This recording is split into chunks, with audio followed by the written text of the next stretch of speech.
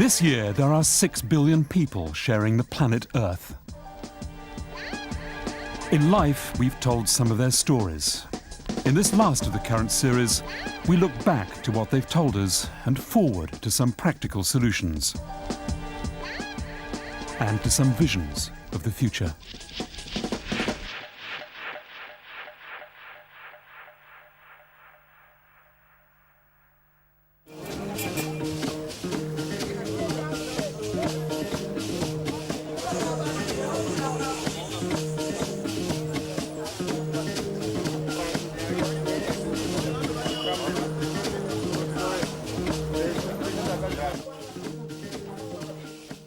A health clinic in Uganda, where we met young victims of malaria. A disease that kills almost 1 million people a year. The clinic does have pills for malaria, but it doesn't have a vaccine. No vaccine for malaria has yet been discovered. The fear is drug companies aren't trying hard enough to find one, because they think the poor countries most affected by malaria wouldn't be able to afford it. But there are ideas that could help. One basic approach, which I am very much in favor of, is for the rich countries, for example, to make very clear and credible that if the private sector anywhere, biotech firms or major pharmaceuticals, create a malaria vaccine, there would be a large amount of money available to actually buy it up at a reasonable price and distribute it, usually for free, to the very poorest people. So I want the rich countries to make a commitment well in advance, because it may take 10 years to get a vaccine, but to say, here's the prize, here's the market prize. Maybe it's $2.5 or $3 billion that we'll pledge today. And when a company comes with an effective vaccine, they're going to make a lot of money. No, the normal market isn't there because the people that need your product are too poor. But we'll provide the market.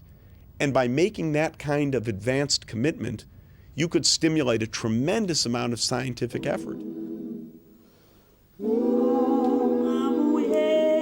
In South Africa, we joined the Philippepe Health Train, which takes volunteer doctors to visit some of the country's poorest and most remote communities. If you have malaria or any other disease, it's perhaps your only chance of seeing a doctor, or of seeing at all.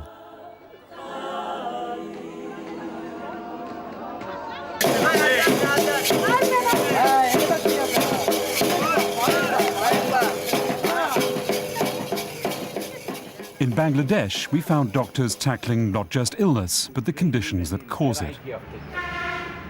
Doctors have built workshops to create jobs for local women, who now have the money to afford drugs and to feed their families. It involves a revolution in the way doctors see their profession. I think the health professionals, by and large, are doing a great job of work in many countries. Some of them are misguided into thinking that all they have to be is a specialist within a clinical setting. And when they have finished their job there, that's enough. Some of them would not even devote any attention to reading their national papers and getting involved in national debates. They will just stay within the clinical areas and settings. In many developing countries, the people really educated and in the power structure are not so plentiful. So if doctors removed themselves from that kind of arena, they are doing health an injustice. And I think doctors have to see themselves not only as people with a biotechnology skill that they bring to bear on that type of problem, but as leadership within a community that helps to analyze total community problems. If they don't do that, they are alienating themselves to national thinking, and that will be disastrous for both health and general development. The Posse are a rap band in Brazil. They're determined to clean up their community in Sao Paulo. But they know the key to development is education. Genia's become the first person from her school to get to university. We found Juan, who used to work as a circus clown, studying alone. Both know there are some things you